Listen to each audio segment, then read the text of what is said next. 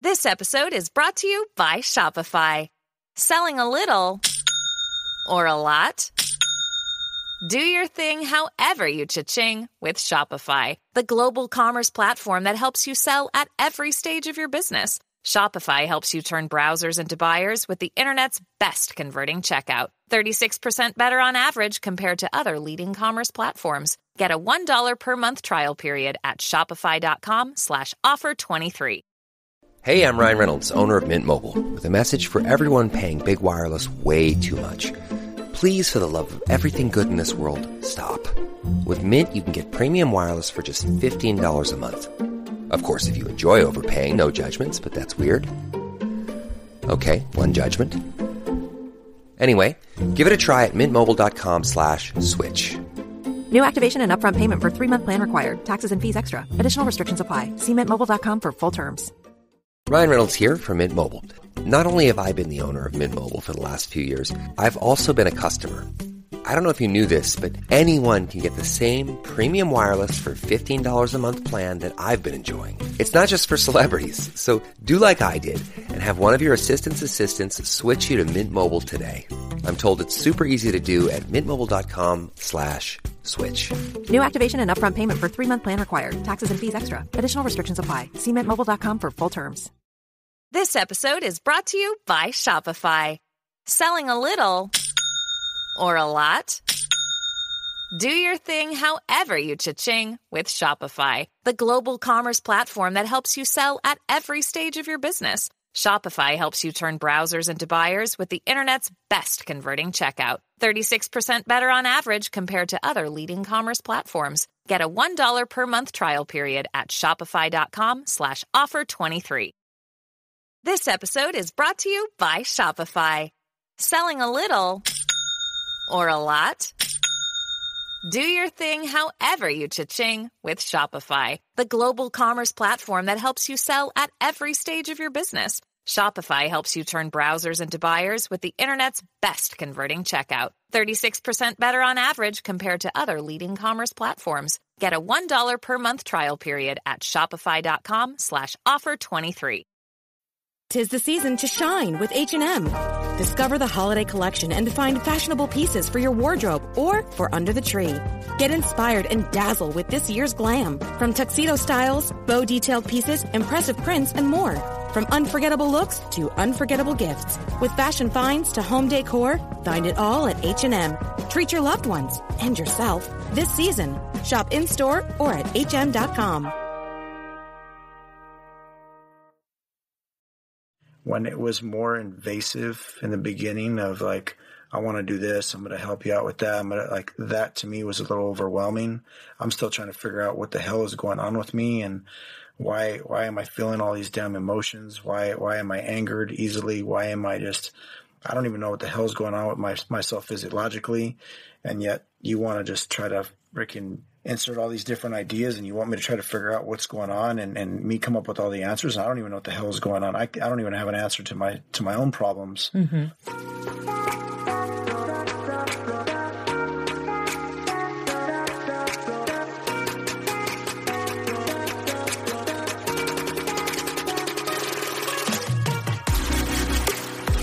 Hey girl, imagine a life where you feel supported, connected, and understood. I get it. Being a mom is hard, especially when you're spinning so many plates. We exhaust ourselves trying to create the perfect life for our family. You deserve to enjoy your family without the stress perfectionism brings. On this podcast, I provide practical and relatable life experiences.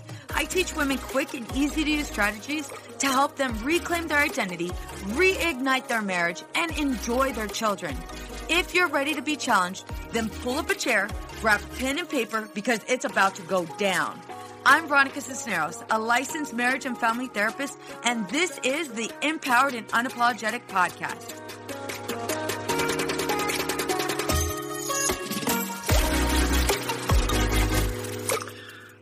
Where we were on our way back on a mission, and we were in our mine-resistant vehicle, heading back on a late evening, back to another base in Afghanistan. and falling into the vehicle in front of us. And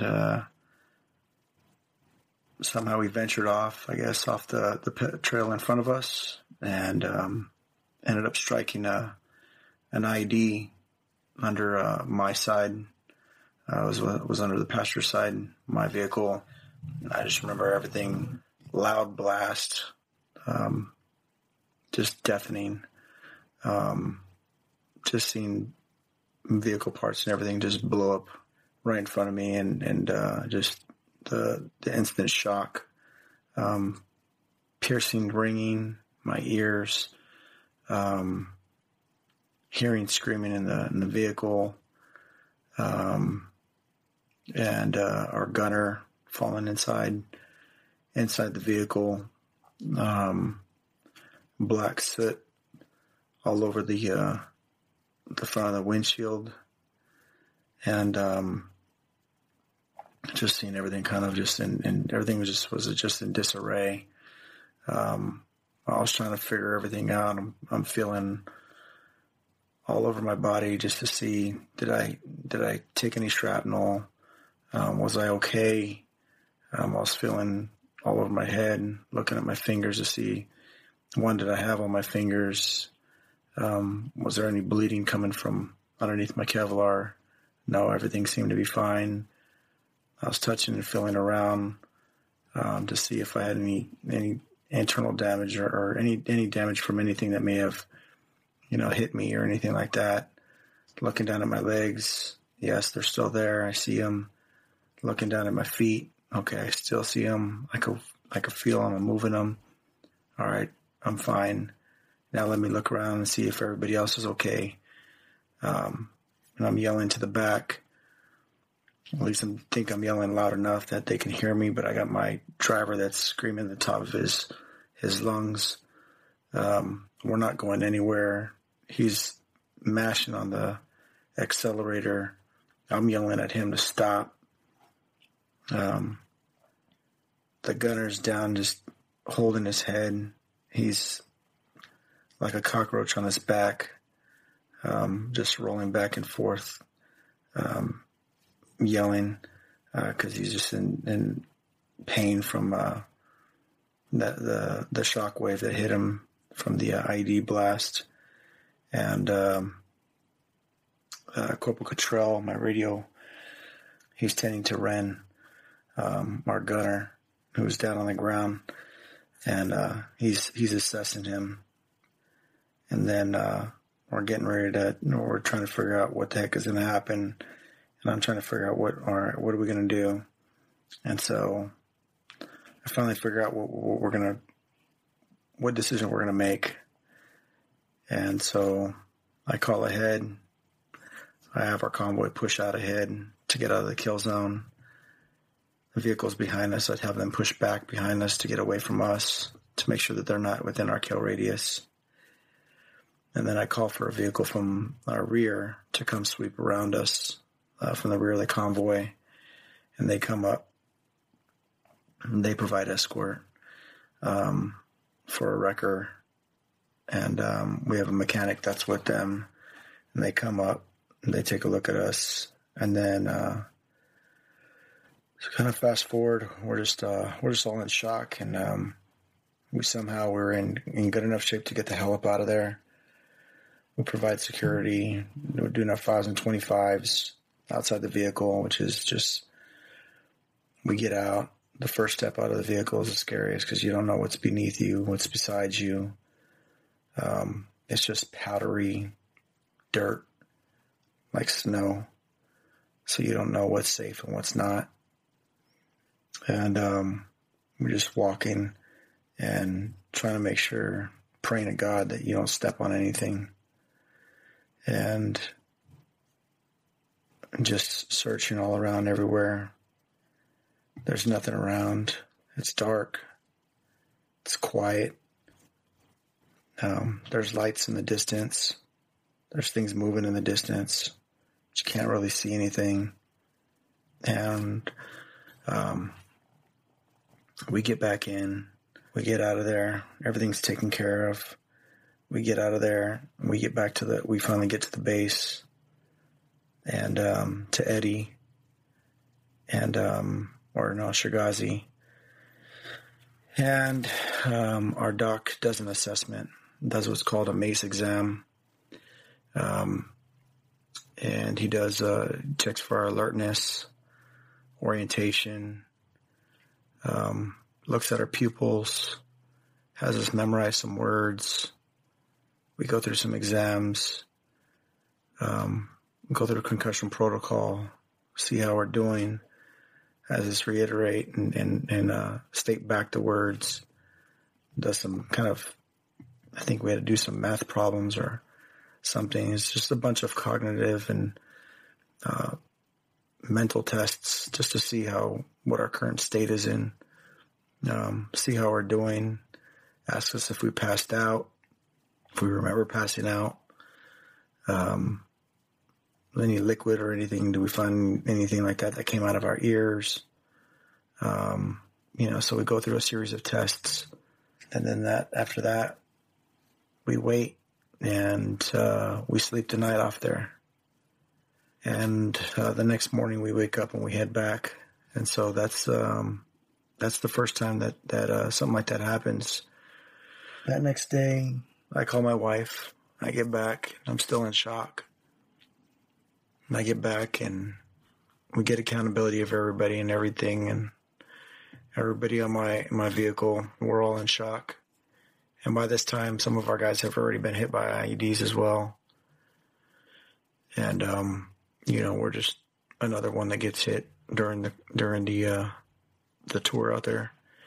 And, so I get back and finally get over to our tent where we have the ability to be able to call back home on Skype. And so I just remember getting on the computer and getting my camera, getting everything plugged in, my headset.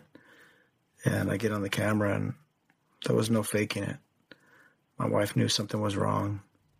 I called her on Skype and she just knew. And I could see the welling, like her eyes just welling up, getting teary-eyed. She just knew something was wrong. And I didn't know how to react. I didn't know any of that stuff. I was scared to go to sleep. I was scared to rest. I didn't know if I was going to be, like they say when you have a concussion, not to sleep or try not to sleep. I tried to stay up the night before. Finally fell asleep and woke up, but really just didn't want anything to happen to me while sleeping. So I just tried to not get much sleep. So that's what I remember. So with all of this, you're going through several tests. Mm-hmm. Do you feel like you were answering honestly, or was everything still a blur? Or were you afraid to answer honestly? Everything was. So answering, I kind of felt like if I answered truthfully, I'd be a detriment to my team. I would be putting them at risk by taking myself out, by answering the questions, and by saying that things did affect me, or that I was affected, and that So I said, no, I'm fine. There's nothing wrong. I'm okay. You knew by answering that you'd have to go back again, though. Yeah. And I said, well, this is only the first incident, because I knew the protocol was that if you had 3 times that you would go back to the main base and you would never see the road again. You'd be stuck on base until the end of the deployment. Why was it important to you that you still went out again? For me, because if my guys are out, then I'm out. I'm never going to put them in a place or send them to a place that I'm not willing to go to. And I'm not going to be the one that's going to... I never wanted to have a time in any point in my career where I was going to be the one that had to deliver news to anybody's parents that says that I'm sorry. It should have been me, not your son or your daughter, or I should have been there with them, or it was my decision that I sent them out there. Never anything like that. Like, I wanted to make sure that I was there with them and that I fully trained them and prepared them for any time that they were ever out there. So as a wife, we hear that, and we immediately, I know a good amount of us, for military wives, and then also wives of first responders, firefighter wives, police officer wives, we go into, well, what about the family? Like, what about us? What about us? Do you ever care to think about what happens to us and how we're going to react to that? Why is it that you put your men first above us? That's a question I'm often asked, or that's a question that's often asked to first responders and, those that have served in the military by their wives. It's because while we're out there, we know that this entire time, like at least on the military side, like we've trained for this big deployment that's coming up. And we know we have a big mission, and we have however many people that we have coming that are going out there with us. And we want to make sure that each and every single person that goes out there, that every single person comes back home with us, and that we're going to do our damnedest to make sure that they all come back and they come back safely. And we're going to protect them like, they were our own kids. And so as a leader, to me, it was, leadership by example. It's leadership from the front. And it's, that's just the way that I was. And I'm sure that's the way that there's a lot of other military and first responders and those that are living in that capacity as well, that do the same thing. What is one important thing that us wives should know? Just knowing that, like, what we do and the reason why we do that, or we don't think that way and dismiss the family that we have at home. We still know that we have that family, but we also know that there's more on our shoulders as well, aside from, like, yes, it's just a different breed. Like, we're not trained. We're not brought up to, like, just take care of ourselves and that's it. And who cares? Who gives a crap? Leave everybody else there. If he dies, he dies. But at least you get to come home. Like, that's not even an option. It's everybody comes home together. Everybody goes out together. We all come back together. And that's just the way it is. Like, we all have each other's back no matter what. And we may not even know every detail like we know about our own families, but we know that we've been through some things together that are unimaginable and that our family members would probably never endure together with us. But it's just a different shared bond than others have, that can't be measured. And so it's because of those things that we ensure that, like, again, it's while we're out there doing what we do, at that time, that's our family, and we take care of each other like family. And when we come home, we embrace our family at home 100% as well. So it sounds like you're not necessarily dismissing the family that you actually have at home. Correct. It's just recognizing that your job, your goal is to go ahead and ensure that everybody who's left with you comes back with you. Correct. And it's not a matter of, if I'm coming home for you, there's that level of confidence in your training that you will come home. It's just ensuring and protecting those around you. Correct. If is never part of the vocabulary. Okay, that makes It's a matter of when. Okay. So obviously, you were also struck again. You were hit again by another IED, right? Mm-hmm. Yep. And so there was two. I remember both calls. I remember feeling completely overwhelmed, feeling completely helpless, not knowing what to do, not knowing how to help you, not knowing how to console you. And right away, as a therapist, I definitely wanted to go into therapist mode. And I realized that that wasn't going to help you in any way, shape, or form. And so instead of being your therapist, I was your wife. And I expressed my fears. And I think we even prayed together, right? We prayed together. I know for me, it was so overwhelming because I didn't know what route to take. And there was something so badly inside of me that wanted to go into the therapist route. And just being your wife first meant so much more to me. And I realized that this was completely out of my control. And that was the most horrible feeling in all of the world. And I realized that you weren't invincible and that any moment you could be taken away from me and the girls. That was really, really tough for me. That was a really, really tough reality. Can you move us forward with when you realized maybe something wasn't right and that word PTSD might apply to you? I knew that there was, issues when a lot of this stuff compounded. So this was my second combat deployment, and the first being Iraq.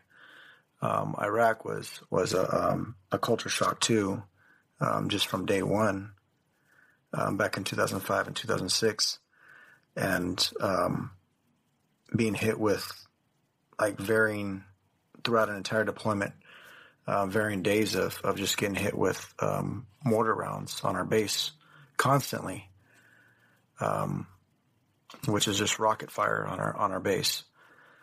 And fast forward to Afghanistan, and we're getting hit by IEDs all the time. We had, I think it was 29 Marines and sailors with us, and 23 of us got hit at least once, some of us 3 times on deployment. No casualties, luckily, and brought everybody back safely. No DUIs, which is great. Usually guys resort to drugs and alcohol. But how did you know that PTSD was probably a word that maybe meant something? Because obviously it means something to you, but when did you know it applied to you? So I knew because of just it was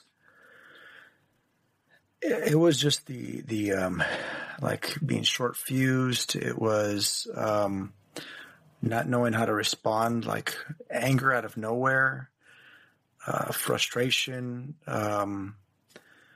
just like wanting to swing and just beat the shit out of something in the air.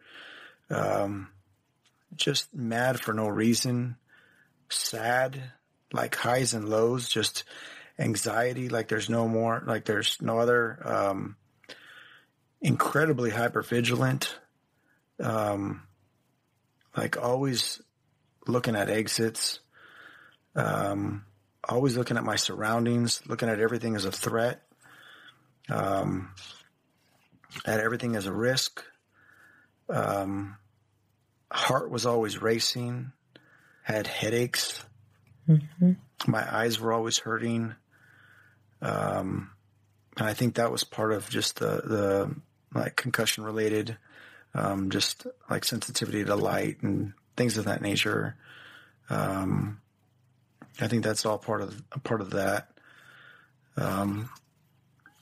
But that's like that, going into public places, not wanting to be around people, things that used to be interesting to me that no longer were, not wanting to be around a lot of people, mm-hmm. Disassociating with a lot of people, just wanting to stay private. I remember when you and I, you had just come back from Iraq, when you and I, and this is where I started to notice signs of PTSD. You and I had taken Aaliyah to Disneyland shortly after you had returned home from Iraq. And Leah was really tired, and we were going back to the hotel room, and we got on that tram. You know, the stroller was in between us, and then I think I was carrying Aaliyah. She was knocked out, and we're sitting on the tram, and then the fireworks started popping off. And the minute the first firework popped off, you went from a sitting position to an automatic standing position. You're hovering over both Aaliyah and I, and you're using your body to protect us. And it was in that moment that I knew something was not right. But I wasn't a therapist back then. I had zero education with regards to PTSD, and I didn't know what to do. I knew something was off, but I didn't know what to do, and I didn't know how to bring it up. Fast forward to Afghanistan and the 2 IEDs, you returning home, I was better equipped. What things helped you? So as a wife, what things did I do that helped you? Because I remember initially, I wanted to put your ass in group therapy. I wanted to go ahead and assign you a therapist. I wanted to get you, completely evaluated, like all of the things that I would want, that I wanted to put in place to help you, because I knew PTSD. I knew PTSD very well from working at the hospital and working with military. But in addition to that, I was just seeing so many signs, hypervigilance, that heightened level of awareness. I was seeing, that level of frustration. And I wanted to do all of these things for you, but I recognized that I couldn't. And by me trying to push therapy, trying to push psychiatry, trying to push group therapy, it was only pushing you further and further away from me. What did I do that helped? What did I do that helped you or helped support you? I think it's just not trying to act like you knew, but just being supportive and also giving me space. And letting me kind of figure it out, but just letting me know that I wasn't on my own. And that you were there for me. You were going to be there to help any way you could. Whether it was trying to find somebody or ensuring that I had, was going to get the best treatment, or that I was going to get the best, that I was asking the right questions, or that I was getting the right treatment, that they were asking the right questions from whoever I was seeing, if I chose to see somebody, and making me aware that I don't have to settle for whoever it is that I was seeing. Me not being aware of that and thinking that I had to stay with that person, that clinician. And so not knowing that it was my right to basically fire them and find another clinician that's worth their salt, until I found somebody that I was comfortable with. And, so those are some of the things that kind of helped me. I think it was when it was more invasive in the beginning of like, I want to do this, I'm going to help you out with that. That to me was a little overwhelming. I'm still trying to figure out what the hell is going on with me, and why am I feeling all these damn emotions? Why am I angered easily? Why am I I don't even know what the hell is going on with myself physiologically.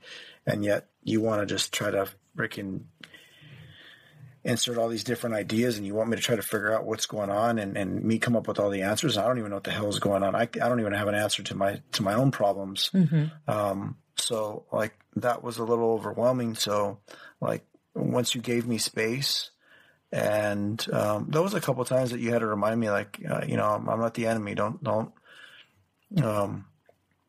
take it out on me. I'm not here. I'm not going to be your punching bag, but at the same time too, I'm here to help you. I'm not against you. I'm with you. I'm on your side. Yeah. So it sounds like one of the biggest things for you that a spouse needs to know is to have this sense of understanding and compassion. Yes. Okay. Be very compassionate. Okay. And be patient in the process. Mm-hmm.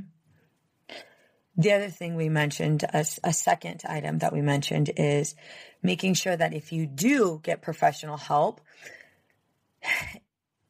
obviously right away, ladies, we want to go ahead and sign our husbands up for therapy. We want to, schedule the appointments. We want to do all the research. And in reality, if they're not willing to go, we can't force them. Getting professional help is extremely important. As a therapist, I'm going to tell you that not all therapists are equipped to work with somebody who has PTSD. So making sure that they're trained in something like EMDR, or something along the lines of, where they do specialize in PTSD. And this is a question you can ask your therapist right off the bat when you're interviewing them, because you are interviewing them on that first call or in that first session. And I believe that that's what you're referring to, is knowing that you didn't have to settle for any therapist. It was important that you felt comfortable and confident with the therapist and that they understood or can relate to what you had experienced. Correct. What others? So if we were to give them 5 things, we have about 3 more. What other things would you highly recommend for women to know to help their partners who have PTSD? 5 things for their... Yeah. So we've already gone over 2, right? What's another one? I'm sorry, we've gone over 3. That supports the understanding and compassion. We've also discussed that they can go ahead and get professional help. Was there one more, or did I totally add? No, I think that's that it. Yeah, those things. It's not anything that's going to get fixed overnight. Yeah. Just kind of going back to what I was saying about patience, like, you got to understand, like, this is something that it's gonna take a process. I'm sure, like, just for, PTSD for law enforcement or military. I mean, I'm sure it's like, it would be the same too if you had somebody that went through trauma for, rape or seen a fatal accident or something that just happened that's not normal. It takes time to go through something that's traumatic, and to expect it to be like a paper cut where it's just going to get fixed with a Band-Aid overnight. That's not a realistic expectation. And to expect that, or to expect that the emotions are going to go away, or that the behaviors are going to change overnight, it's a false reality. So understanding, being patient, showing some compassion, some empathy, that's gonna help out insurmountably, just with the overall process. And hopefully that you'll end up, the relationship will end up being better in the end, versus maybe where it's at right now, where it's like, maybe there may be some misunderstanding that's going on right now, maybe some miscommunication because you're trying to force something that doesn't want to be forced. Bingo. That's another one. Don't force it. Don't force it. Don't force therapy. Don't force treatment. Although it is very overwhelming, frustrating, and scary, be mindful, be patient. I love that you just said that. I think another thing that most women need to know is that although they might not be the one who has experienced a traumatic event, they're still in it with their partner. And you might have symptoms. You might have symptoms as well. I know I can tell you exactly where I was when you had called me, when we had that Skype call. I can tell you exactly where I was. I can tell you, even damn near down to the smell of, my surroundings, because it was just like in that moment, it was something extremely traumatic that I had experienced, with me on the phone with you telling, you sharing with me that you were hit, And so although I wasn't there, it was still something that was traumatic. Maybe not obviously as traumatic as what you had experienced, but there was some form of trauma. And that's something that women do need to know is, yeah, of course, you're not the one with PTSD, but you also may have symptoms of PTSD, right? Mm-hmm. The other thing that I wanted to mention is PTSD. It is definitely something that's treatable, right? It's not something that you will have for the rest of your life. However, it is extremely important that you guys take care of yourself, both of you. You know, your partner will go ahead and go through the treatment he needs to go through, but you as well also need to either seek professional help or have that support group. So that would be my fifth one, is making sure that we, you know, as a couple have a pretty strong support group, because there are going to be people when you come back, you know, and I'm sure firefighter wives or, you know, first responders or even those that serve in the military, primarily the ones that serve in the military. How many times have you been asked, oh, did you kill anybody? Did you see anybody dead?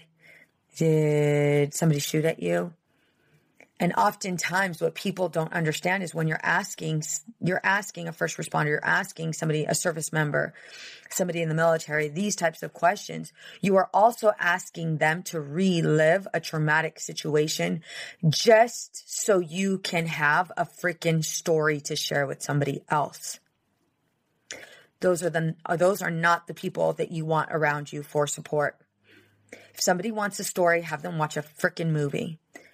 Do not allow people to ask those questions. You are able to set those boundaries for yourself and for your partner, because reliving a experience such as this one, a traumatic experience, does not do the service member any justice, especially if it's with somebody that's going to use it for bragging rights. Can you agree with that? Yeah, definitely. Would it piss you off when people would ask you those questions? It pissed me off every single time. I wanted to punch him in the face. Yeah. Right? Yeah. I think another thing that I would also share, this is with the individuals that may have PTSD or may be recovering from PTSD, and maybe like on the other side where they're like, yes, I'm finally getting better from it. Mm-hmm. Just know that there also may be times too where this is, it may kind of go into like a hibernation state, but then there may be things that come up like an anniversary date or a smell. Yes. Or a sound. Your senses don't go away. Mm-hmm. And there may be things that come up, a picture, something you see, a place you've gone, that just, it gets you to, like, your body physiologically will start to feel that, and everything that occurred during that time all over again. And just know that that may like awaken those feelings, those thoughts. And I mean, you can still work through it and still get past it. It may take some work again, just to, you may have to go back, get some therapy, get some help, and do all that stuff just to kind of help you cope and, get your skills back and all that stuff, and helping you get through your days. But just know that it's not something that just goes away and is gone away forever. If you could talk to the Marine, the man, I don't want to just say men, because I know women are also service members, but if you could talk to the Marine, the person that's serving the Army, the person that's serving the Navy, the Coast Guard, the person who's currently in war, we're not in war, but in Iraq or in any of those countries, or even the firefighter, the police officer who deals with day-to-day struggles, right? And day-to-day life-threatening events. If you could talk to that person right now, what would you say to them about PTSD? You're stronger than you think you are. You can get through this. You can get past all the everything that you've endured, what you've experienced. Sure, it was a lot, but it's not the end. And, you can get the treatment, you can get the help that you need. You got the support.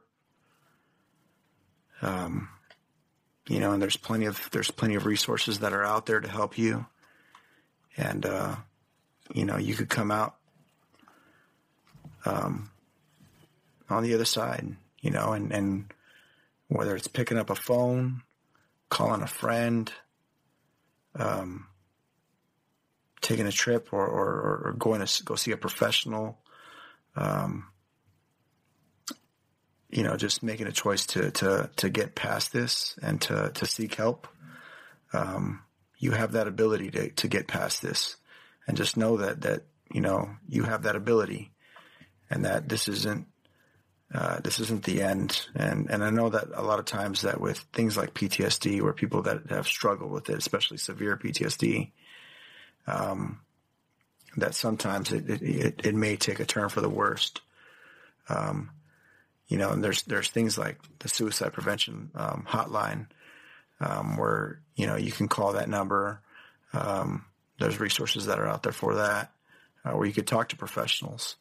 And if there's somebody that you just want to listen to, or just have them listen to you, to help you get through some of these things, because there are some professional or some service members that have just gone through some things, and some first responders that have gone through some things that are just, it's not normal. It's unimaginable. Yeah. And so it's like, to think that you're just going to bounce back from something like that overnight is it's not going to happen. It's going to take time. It's going to take time for you. It's going to take time for others to realize that. And, but I would just say that, be patient with it all, and just know that, you got help, you have resources, you have the ability to be able to get through this. We've lost a couple service members, a couple Marines, right? Yeah. From suicide. Yeah. And we have a couple friends, we won't obviously mention their names, that have also contemplated suicide, that are very, very close, near and dear to us. People that you've gone to both Iraq and Afghanistan with. Yeah. I think I know that's exactly why I asked you to give that message. Ladies, if you notice your husband is easily startled, overly alert, you notice that he is depressed, he's not engaging in hobbies, you notice that he's easily frustrated, has this low energy, memory loss, a complete lack of focus sometimes. You might notice that he might have complete difficulty with going to public places, right? Making decisions, avoiding family gatherings.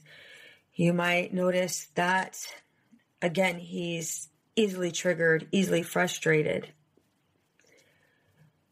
These are signs and symptoms of PTSD. And this is something you can help support your partner through.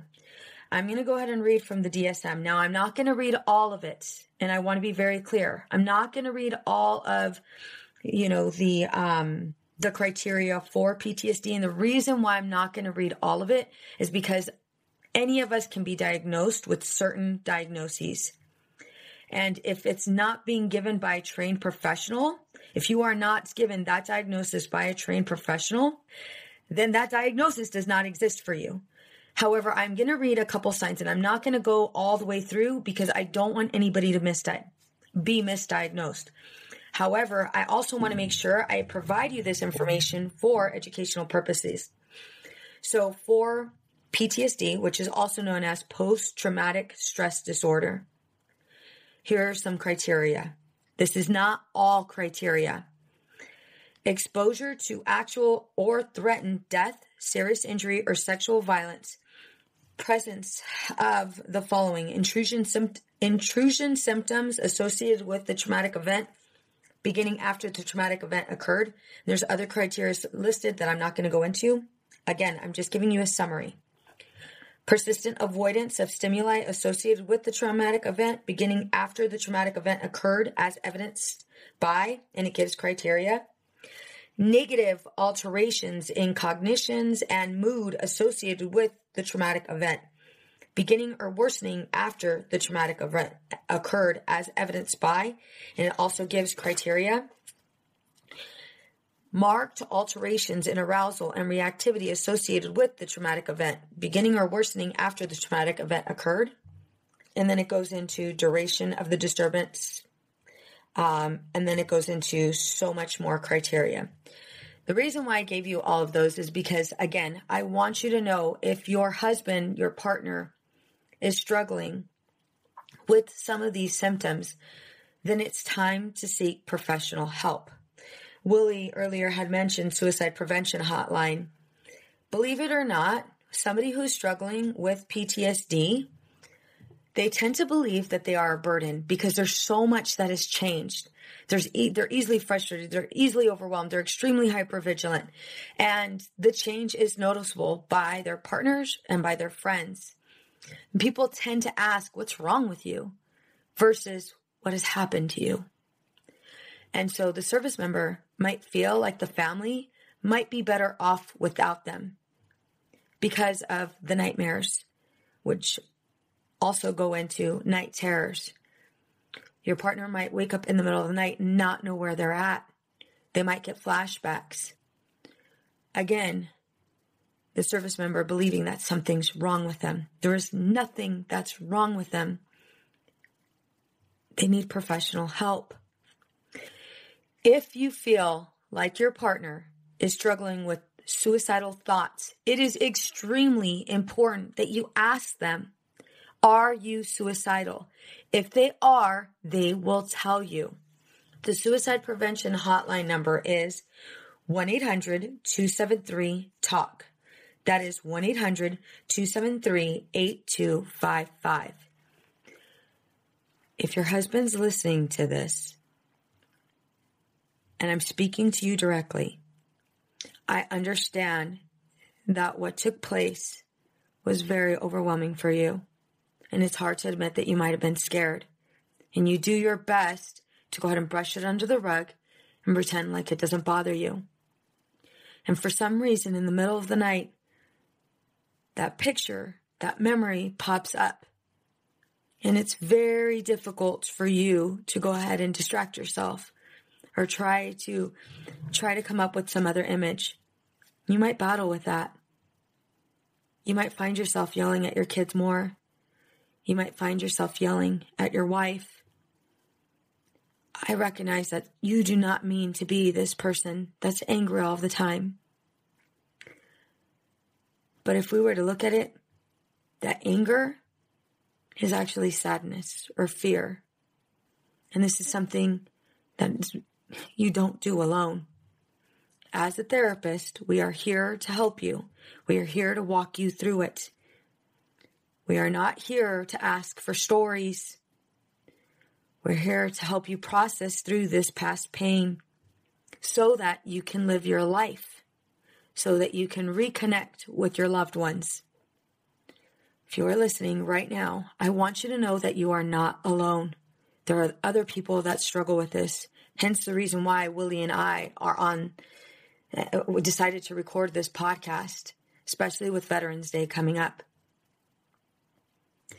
I thank you for your service, and I appreciate your sacrifices. It is time for you to put yourself first, and I know that's something completely foreign.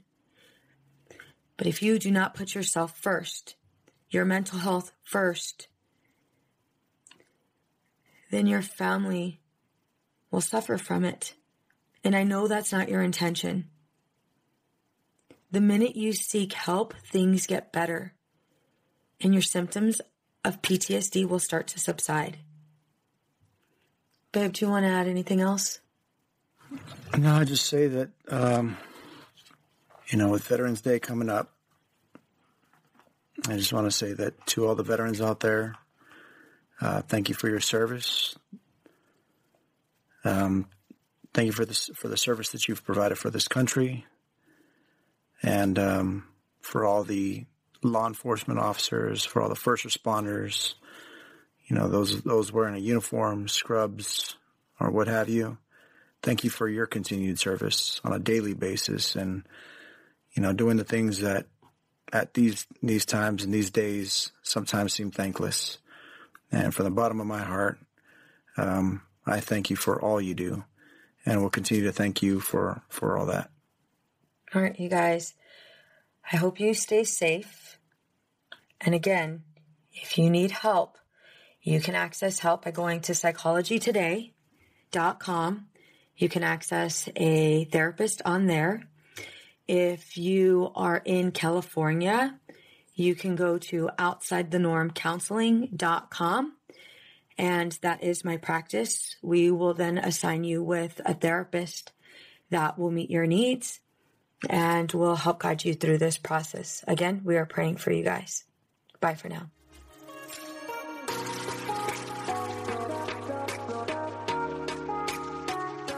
Many women lose their own identity in the shadow of being a mom and a wife. We are a community of women who support each other. We leave perfectionism behind to become empowered and unapologetic. I want to personally invite you to join our Girl Gang. It's a free Facebook community for women just like you. Go to www.facebook.com/groups/empowered and unapologetic. See you there. What's up, ladies? Just want to let you guys know that your ratings and reviews for this podcast are greatly appreciated. If you love this podcast, please go to iTunes right now, write a review, rate the episode, and subscribe. Don't forget to share it with your friends. It's easy to blame ourselves for our struggles with alcohol. We see people around us being able to control their drinking without any consequences, yet no matter what we try, we can't seem to figure it out for ourselves. My name is Jillian Teets, and I am the host of the Sober Powered podcast, where I use my biochemistry background to explain the latest research in addiction and help you understand both why you drink the way you do and how to develop the skills and mindset you need to find freedom from alcohol. I discuss topics like why we think about our drinking 24/7, why we have no off switch, and why we crave alcohol. If you're struggling with your drinking or you know someone who is, then I hope that you will check out the Sober Powered podcast. New episodes every Friday. See you there. Addiction impacts all of us. Addiction's consequences run through all of us. From ourselves to our loved ones and through our communities, addiction creates so much loss and grief.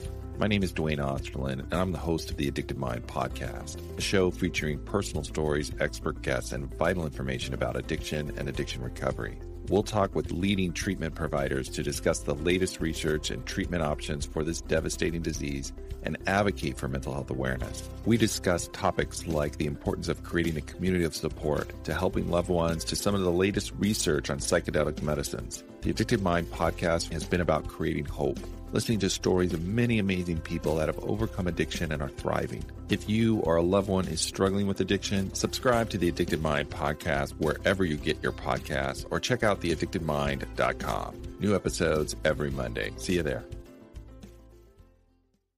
Hey there. This is Casey McGuire Davidson, host of the Hello Someday podcast. I'm an ex-red wine girl turned life coach who helps busy women change their relationship with alcohol. I spent 20 years climbing the corporate ladder while drinking a bottle of wine a night to unwind. In the Hello Someday podcast, my goal is to teach you the tried and true secrets of creating and living a life you don't want to escape from. Each week, I'll bring you tools, lessons, and conversations to help you drink less and live more. I'll teach you how to navigate our drinking-obsessed culture without a buzz, and how to turn the decision to stop drinking from your worst-case scenario to the best decision of your life. You can find new episodes of the Hello Someday podcast every Thursday, wherever you listen, and I hope you check it out. Hey there. This is Casey McGuire Davidson, host of the Hello Someday podcast. I'm an ex-red wine girl turned life coach who helps busy women change their relationship with alcohol. I spent 20 years climbing the corporate ladder while drinking a bottle of wine a night to unwind. In the Hello Someday podcast, my goal is to teach you the tried and true secrets of creating and living a life you don't want to escape from. Each week, I'll bring you tools, lessons, and conversations to help you drink less and live more. I'll teach you how to navigate our drinking-obsessed culture without a buzz and how to turn the decision to stop drinking from your worst case scenario to the best decision of your life. You can find new episodes of the Hello Someday podcast every Thursday, wherever you listen. And I hope you check it out. Hey there, this is Casey McGuire Davidson, host of the Hello Someday podcast. I'm an ex-red wine girl turned life coach who helps busy women change their relationship with alcohol. I spent 20 years climbing the corporate ladder while drinking a bottle of wine a night to unwind. In the Hello Someday podcast, my goal is to teach you the tried and true secrets of creating and living a life you don't want to escape from. Each week, I'll bring you tools, lessons, and conversations to help you drink less and live more. I'll teach you how to navigate our drinking-obsessed culture without a buzz and how to turn the decision to stop drinking from your worst case scenario to the best decision of your life. You can find new episodes of the Hello Someday podcast every Thursday, wherever you listen. And I hope you check it out.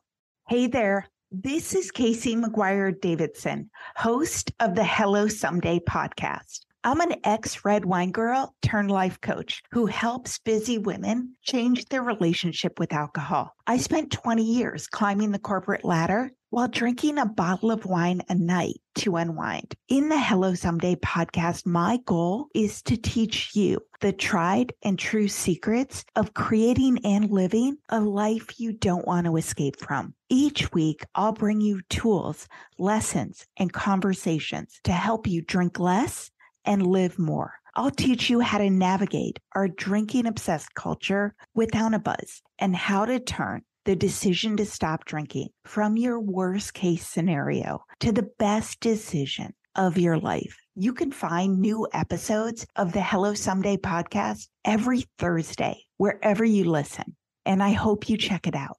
It's easy to blame ourselves for our struggles with alcohol. We see people around us being able to control their drinking without any consequences, yet no matter what we try, we can't seem to figure it out for ourselves. My name is Jillian Teets, and I am the host of the Sober Powered podcast, where I use my biochemistry background to explain the latest research in addiction and help you understand both why you drink the way you do and how to develop the skills and mindset you need to find freedom from alcohol. I discuss topics like why we think about our drinking 24/7, why we have no off switch, and why we crave alcohol. If you're struggling with your drinking or you know someone who is, then I hope that you will check out the Sober Powered podcast. New episodes every Friday. See you there.